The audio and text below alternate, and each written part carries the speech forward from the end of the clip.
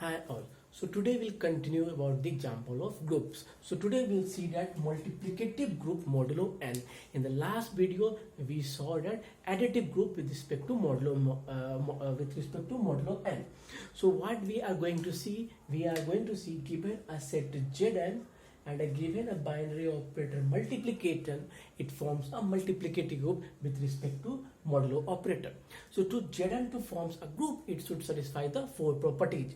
What are these four properties? As we know, it's a closure law, associative law, existence of identity element, and existence of inverse element. Along with these four properties also, if it holds this commutative property, it will be the abelian group. So we'll see this Zn forms a multiplicative group with respect to modulo operator. So first, what will be the Zn? As we know, Zn contains the element like 0, 1, 2 till n minus 1. So this will be the element of n. So let's pick up one example and see Zn forms a multiplicative group with respect to congruence modulo n. So let us see. So let us see that we have a given Zn. We have a given Zn such that x belongs to Zn such that once x is greater than or equal to 1 and this GCD of x and n is 1. So we have a given Zn like this one. So the relation of Z1 is like this one. So what if we have a given Z6? So what the element will be in the Z6?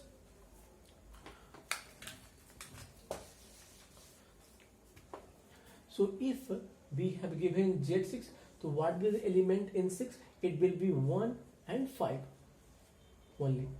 So why? If we see the Z6 will contain 0, 1, 2, Z6. If we see Z6 should contain 0, 1, 2, 3, 4 and 5.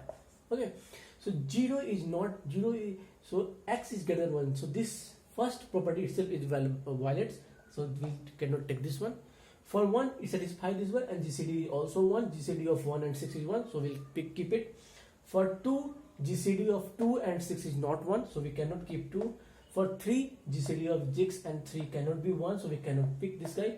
For 4, GCD of 6 and 4 cannot be 1, so we cannot pick this guy. So only for this, GCD of 6 and 5 is 1, so we pick this guy. So Z6 will be 1 and 5.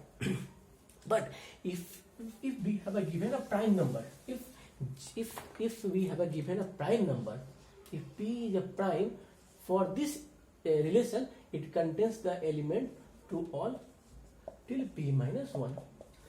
So because it all for the prime number P, the GCD of all the number just P minus 1 will be the always 1. So let's say we'll take one example, and this for our example.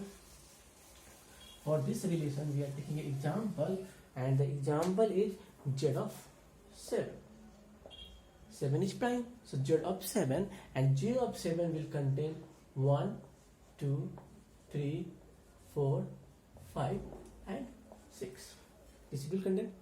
So let's create a table. So let's create, and as we know that for proving this one, we use the Euler table, because we use a Euler table we can easily see all these relations. So visualization is very easy using the Euler table, so we'll use it.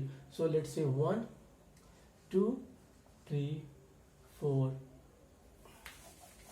So let's say 1, 2, 3, 4 and 5 and 6. So also keep 1, 2, 3, 4, 5 and 6, and then we just draw the 6. So we'll just draw the lines. So because we need to form in the table, so it will be easy to visualize. So let's create one table.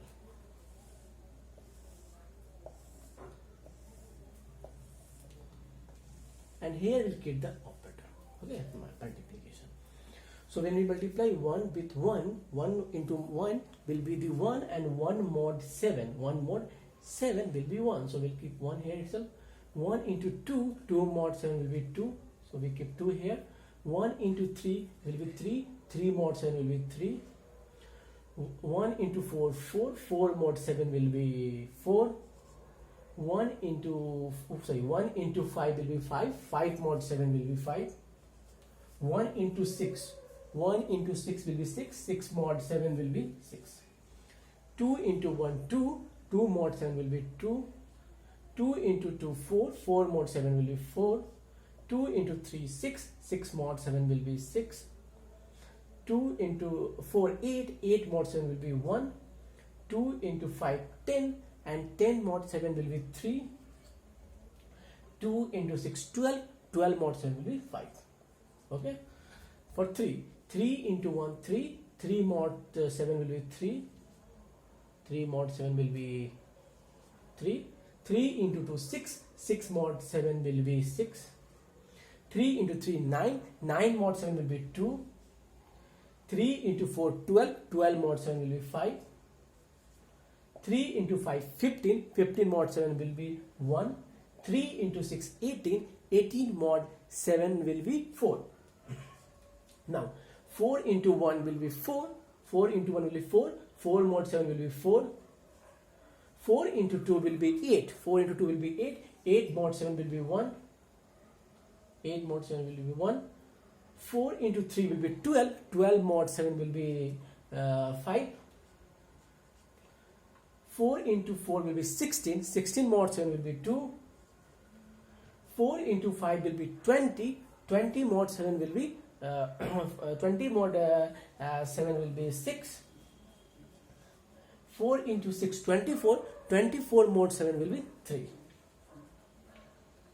So we'll check 1 2 3. Okay. Now 5. 5 into 1 will be 5. 5 mod 7 will be 5. 5 into 2 10. 10 mod 7 will be 3. 5 into 3 15. 15 mod 7 will be 1.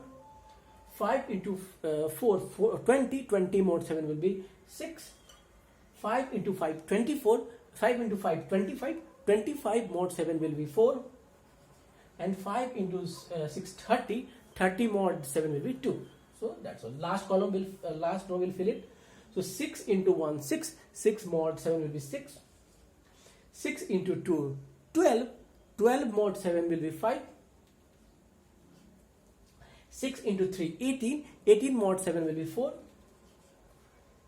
So 6 into 4 24. 6 into 4 24. 24 mod 7. 24 mod 7 will be 3. And 6 into 5 30. 30 mod 7 will be 2. And 6 into 6 36. 36 mod 7 will be 1. So this will be the we have this Cayley table. So we see that all the elements belong to the Z7 itself, because we see in the table all the elements belong to this set itself.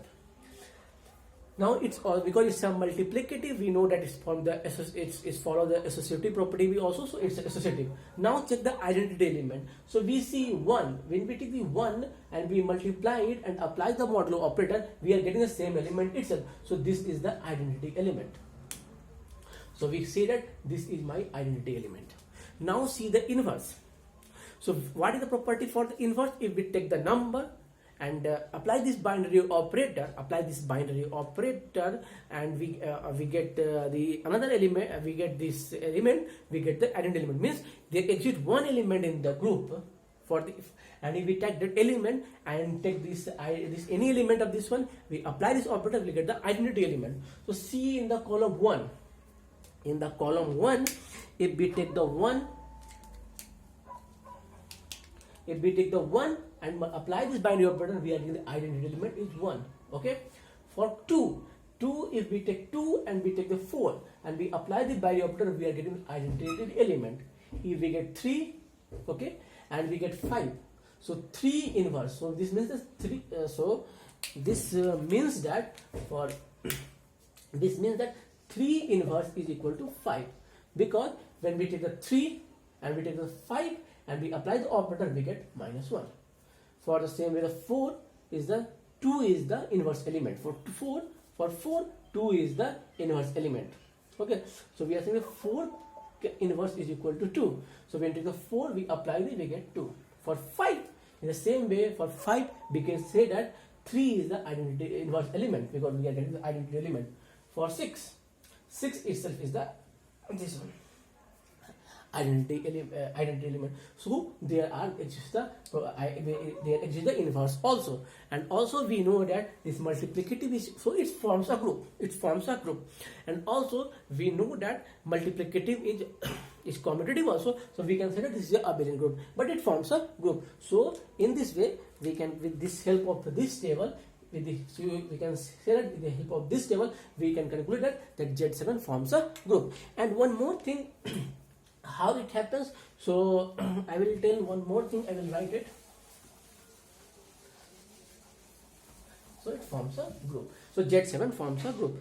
So same way we can take the same way, given any set, given any set n, and given this binary operator, let's say we have given this binary operator 7, it forms a group with respect to this Z. So this, I hope this is clear to you. In the next video we'll show about the subgroups and example and application of groups, real life example of groups. Thank you.